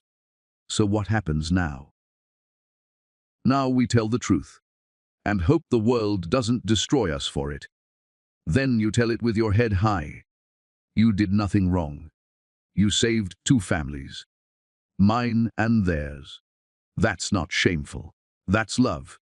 At 10 a.m. Eastern Time, Brooke Sterling, Clementine Sterling, and Arya Vance appeared via video link at a press conference in Boston. The room was packed with reporters. Brooks went first, his voice steady. "My name is Brooks Sterling, and I'm here to tell you the truth about my family before someone else tells you lies."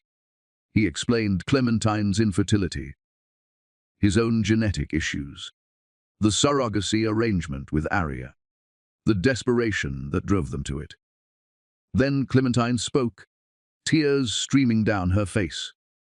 "I can't have children. That's my reality. But I can love them. I can raise them. I can be a mother in every way except biology. And that's enough. It has to be enough." Finally, Arya. Her hand rested on her small bump, visible now under her simple dress. "I'm carrying a child for people I barely knew 3 months ago. I did it because my mother was dying and I was out of options. But I stayed because I believe in what we're doing.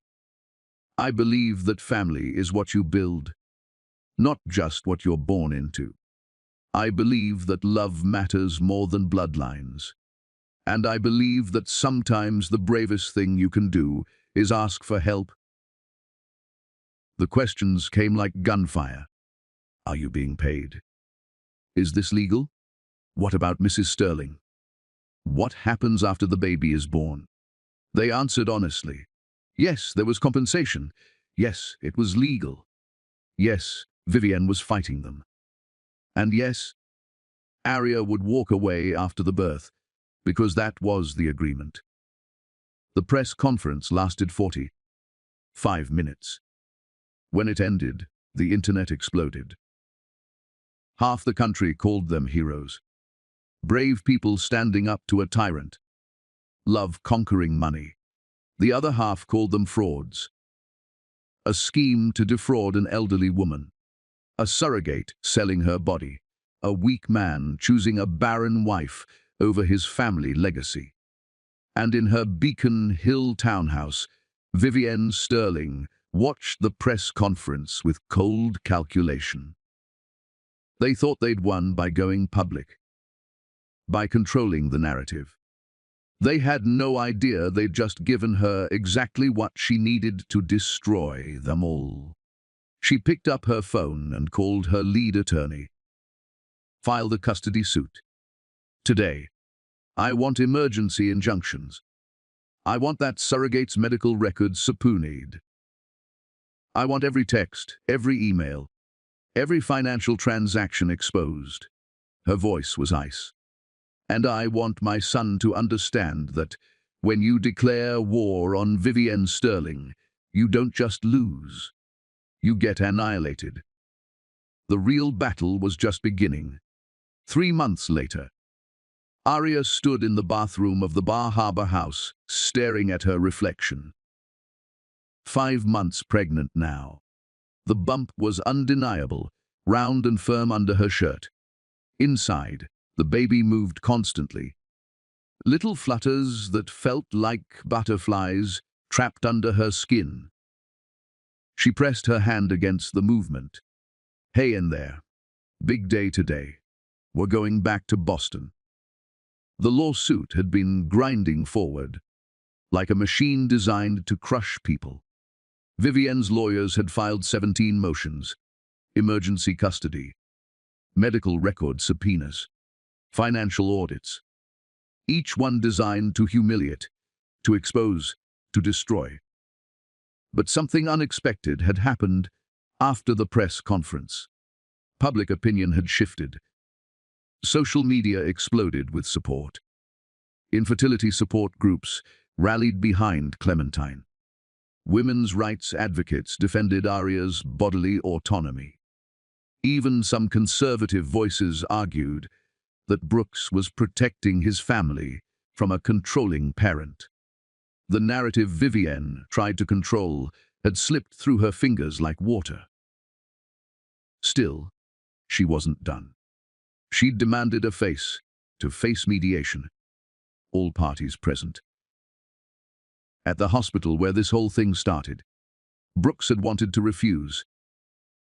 But their lawyers said it might be their only chance to settle before the lawsuit went to trial. So Arya was going back to Beacon Hill General. Back to where she'd first seen the Sterlings and made the choice that changed everything. The drive took 4 hours. Brooks and Clementine met her in the hospital parking garage. Clementine looked thin, worn down by months of legal battles and public scrutiny. But when she saw Arya, her whole face transformed. "Look at you," she whispered, hands hovering near Arya's stomach. "May I?" Arya nodded. Clementine pressed her palms against the bump, and right on cue, the baby kicked. Clementine's eyes filled with tears. "That's my child," she said softly. "That's our baby. Brooks, feel this." Brooks placed his hand next to his wife's. The baby kicked again, stronger this time. For a moment, the three of them stood in the dim garage, connected by the life growing between them. "Whatever happens in there," Brooks said, "we're in this together. All of us. No one gets sacrificed to make peace with my mother." They rode the elevator to the 4th floor VIP wing. The same wing where this had all started. Same marble floors. Same expensive perfume smell. But everything had changed. Vivienne sat in the conference room with her lawyers, 3 of them, all in suits that cost more than Arya's car. Dr. Silas Thorne sat in the corner, looking like he wanted to disappear into the wallpaper. "You're late," Vivienne said without looking up from her phone. "We're exactly on time," Brooks replied, holding Clementine's chair before sitting beside her. Arya sat on his other side, a united front. Margaret Chen, their lawyer, spread documents across the table. "We're here in good faith to discuss settlement terms. My clients are willing to. Your clients are willing to nothing." Vivienne finally looked up, her eyes scanning Arya with the same assessment as before. Like she was livestock being appraised. "I'm not here to negotiate. I'm here to present reality. You will dissolve this fraudulent surrogacy arrangement. The child will be given to a legitimate adoption agency. Brooks will divorce Clementine and marry someone capable of producing heirs naturally. And Miss Vance will sign a comprehensive NDA and disappear from our lives permanently." "That's not happening," Clementine said quietly. "Excuse me." Vivienne's tone could have frozen fire. I said that's not happening. None of it. Clementine stood up, and Arya saw the transformation. This wasn't the broken woman from months ago. This was someone who'd found her spine. You don't get to decide who Brooks marries. You don't get to decide what happens to our child. You don't get to terrorize people into submission anymore. Sit down, Clementine. You're embarrassing yourself? No. You're embarrassing yourself. You're a woman so obsessed with legacy that you forgot what family actually means. It's not about bloodlines or empires. It's about love. It's about showing up for people, even when it costs you everything. Vivienne stood, her chair scraping against the floor. You are nothing. A failure who trapped my son with pretty words and false promises. And when this lawsuit is over, you'll be exposed for the fraud you are. Then expose me. Clementine's voice was steady. Tell the world I can't have children. Tell them about the surrogacy. Tell them whatever you want. Because I'm done being afraid of you. Careful, dear. You forget what I can take from you. You can't take anything I'm not willing to lose. And Brooks. Clementine turned to her husband, her eyes shining. Brooks isn't yours to control anymore. He's mine. And I'm his. And we're building something you'll never understand. Because you've never actually loved anyone except yourself. The slap came so fast Arya barely saw it. 1 second Clementine was standing. The next, Vivienne's hand cracked across her face with a sound like a gunshot. Clementine stumbled back, hand flying to her reddening cheek. The room went absolutely silent. Then Arya stood up. She didn't think, didn't plan. She just moved, stepping between Vivienne and Clementine. Don't you touch her, Arya said, her voice low and dangerous. Don't you ever touch her again. Vivienne's eyes narrowed. Move aside, girl. This doesn't concern you. It absolutely concerns me. I'm carrying her child. I'm protecting her family. And I'm done watching you abuse people because you have money and they don't. You want to talk about abuse? Vivienne's voice rose. You sold your womb like a commodity. You took money to hide a pregnancy like some shameful secret. You're nothing but a... The second slap was louder than the first. Vivienne's hand connected with Arya's face, the force of it snapping her head to the side. Arya gasped, her hand automatically going to her stomach, protecting the baby even as pain exploded across her cheek. Brooks was on his feet instantly, putting himself between Arya and his mother. Security! Get security in here now! Don't you dare, Vivienne hissed. I am Vivienne Sterling. This hospital has my family's name on the East Wing. You think security is going to touch her again, and you'll be arrested for assault. The voice came from the doorway. Everyone turned. A woman in her 60s stood there, wearing a hospital badge that read, Chief of Staff, Dr. Patricia Morrison. Behind her were 2 security guards. Mrs. Sterling, I need you to step back. Doctor, Morrison said calmly. Do you know who I am? I know exactly who you are. I also know that no amount of money buys you the right to assault people in my hospital. Dr. Morrison looked at Arya. Are you all right? Arya's cheek was throbbing, her ears ringing. But the baby was moving normally. She nodded. I want to press charges, Brooks said. My mother just assaulted a pregnant woman. I want her arrested. Vivienne laughed. It was a horrible sound.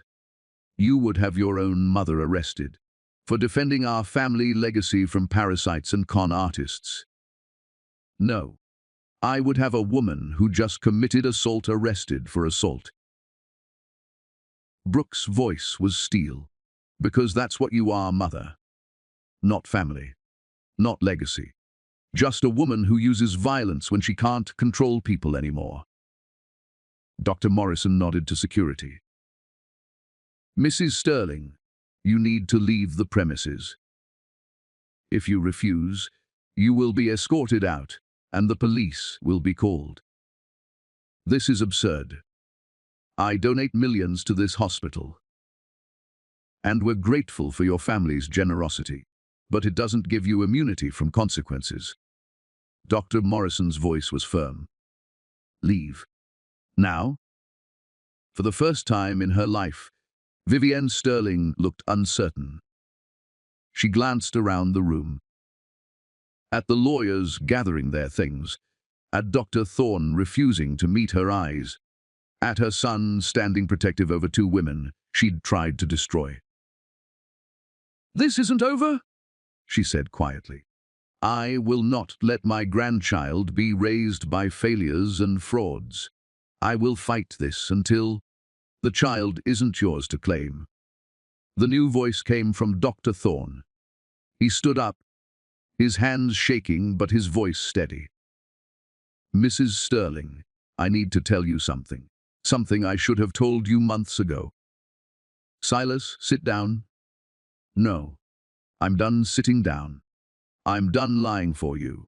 He pulled a file from his bag. These are Brooke's fertility tests. The real ones. From 18 months ago. The ones you told me to delete. The room went absolutely still. Brooks has severe oligospermia with genetic markers for progressive testicular failure. He's been infertile longer than Clementine. Longer than you've known. The reason they needed a surrogate isn't just because of Clementine's condition. It's because even with her eggs, the chances of Brooks's sperm successfully fertilizing them were nearly zero. Vivienne's face went white. You're lying. I wish I was. But I'm a doctor first. I took an oath, and I've violated that oath for 12 years serving you. Silas set the file on the table. The truth is, Mrs.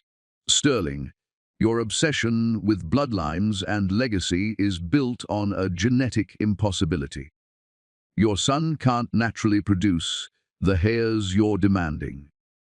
The only reason there's a baby at all is because of a donor egg, advanced reproductive technology, and a woman brave enough to carry a child that isn't genetically hers.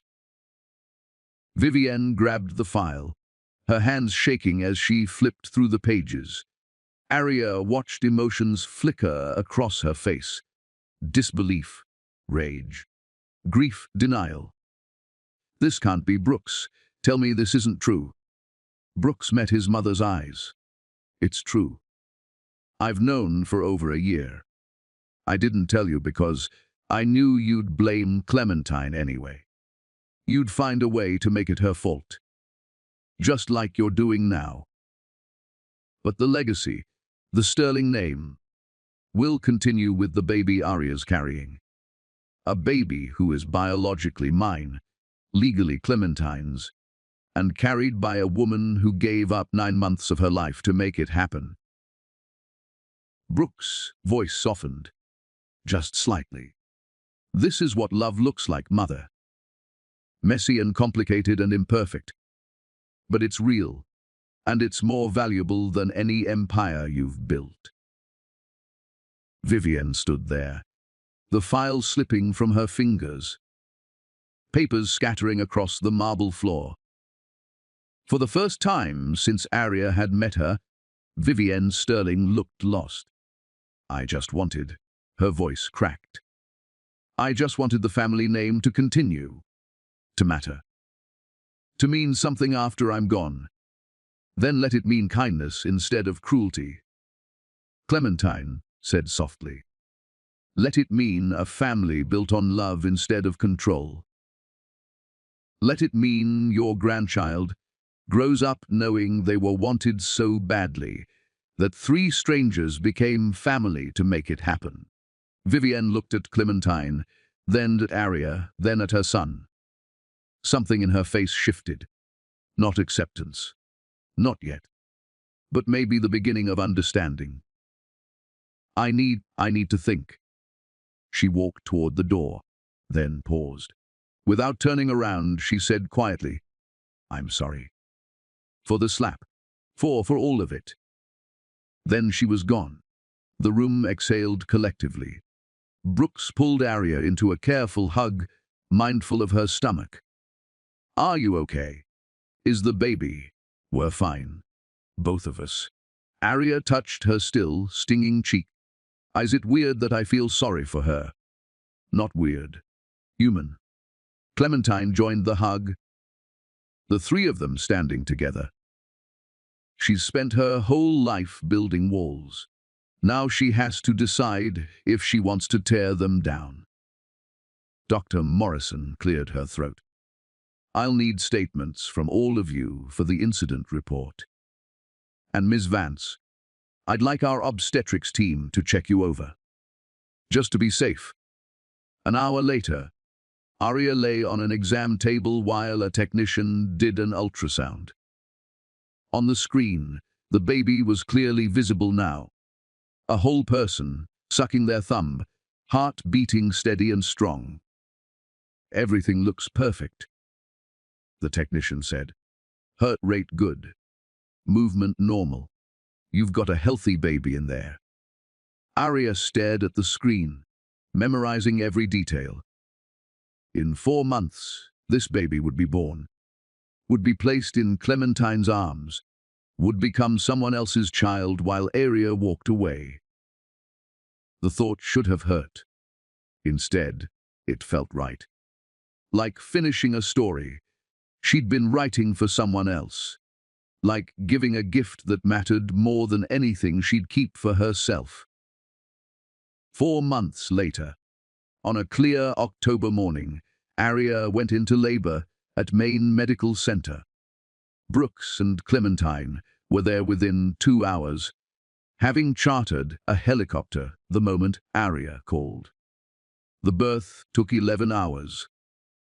Arya had never experienced pain like that, waves of it that threatened to split her apart. But every time she wanted to give up, she felt Clementine's hand in hers, heard Brooks' encouraging voice, remembered why she was doing this. At 14:47 a.m., a baby boy entered the world screaming his lungs out. He's perfect, the doctor said, placing the wet, furious infant on Arya's chest. Absolutely perfect. Arya looked down at the baby, at his scrunched face and flailing fists and shock of dark hair. He had Brooks' chin, the donor's nose, his own personality already shining through in the way he demanded to be heard. She whispered. I'm Arya. I carried you for 9 months, and now I'm going to give you to your real parents. Be good to them, okay? They love you so much. Then she handed him to Clementine and watched a mother meet her son for the first time. Clementine cried huge, gasping sobs as she cradled the baby against her chest. Thank you. Thank you. Thank you.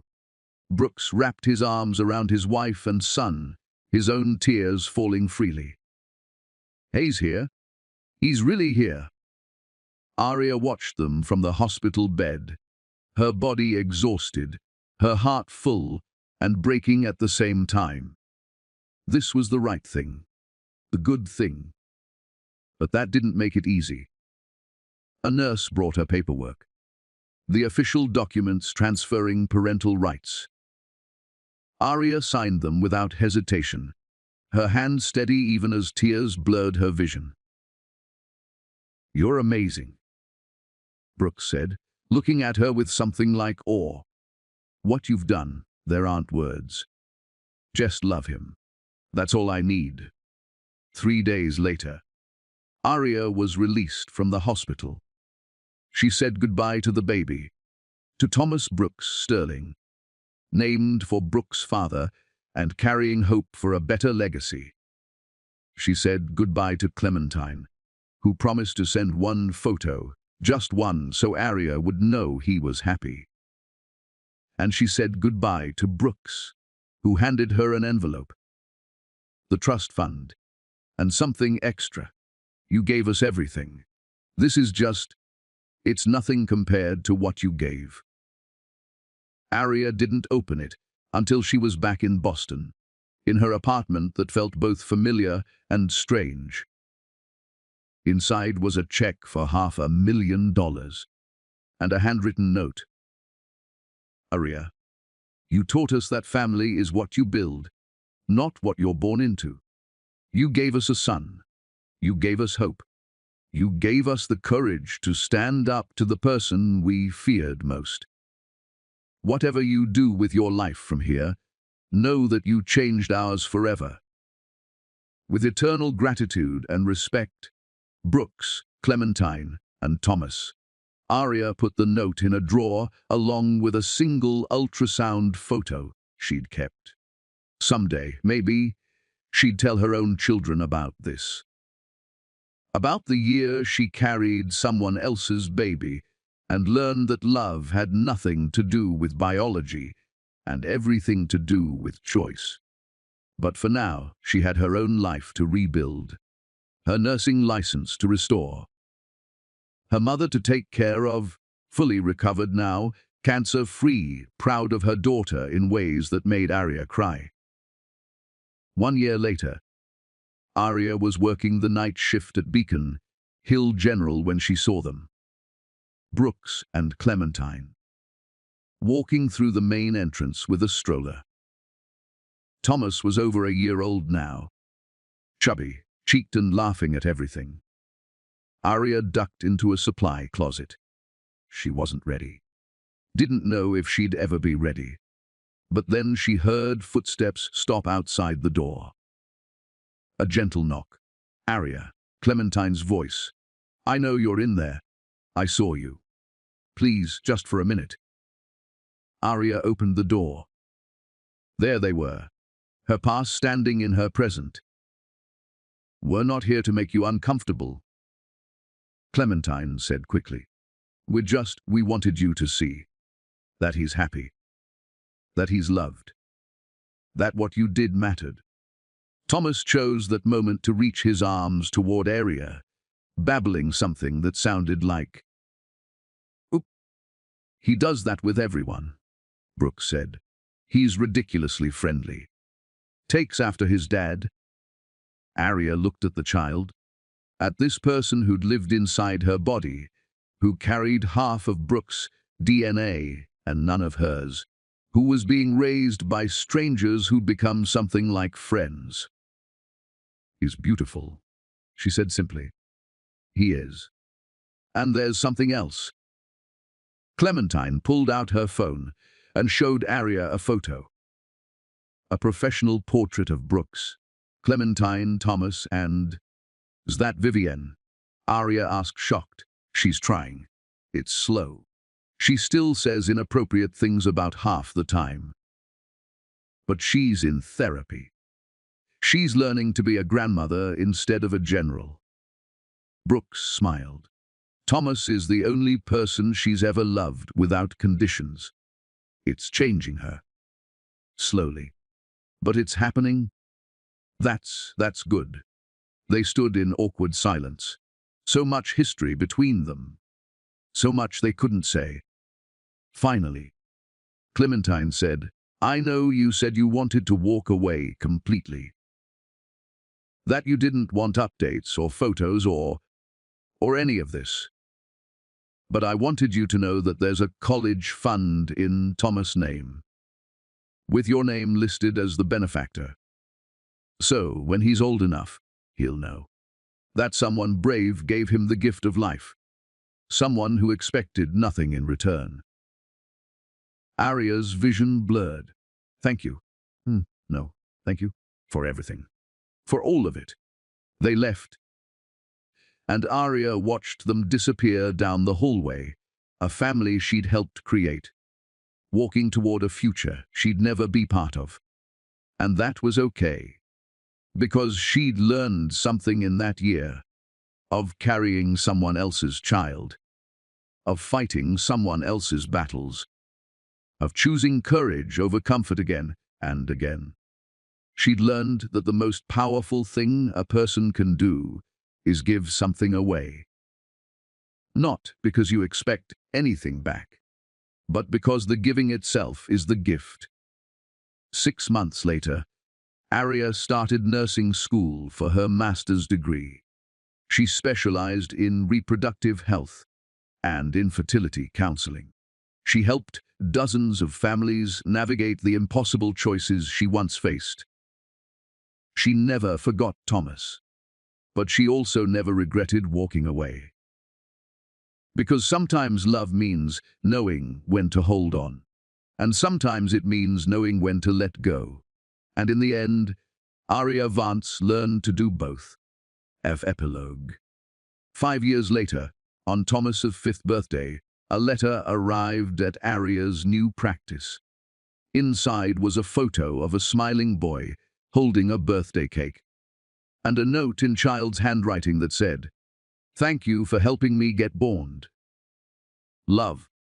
Tommy." Clementine had added underneath, "I asked about you today. We told him the truth, that you were the bravest woman we'd ever known. He wanted you to have this. We hope you're happy, Arya. Because of you, we are. See." Arya framed the photo and hung it in her office, a reminder that some stories don't have simple endings. They have transformations, and sometimes the people who change the most are the ones brave enough to sacrifice everything for love.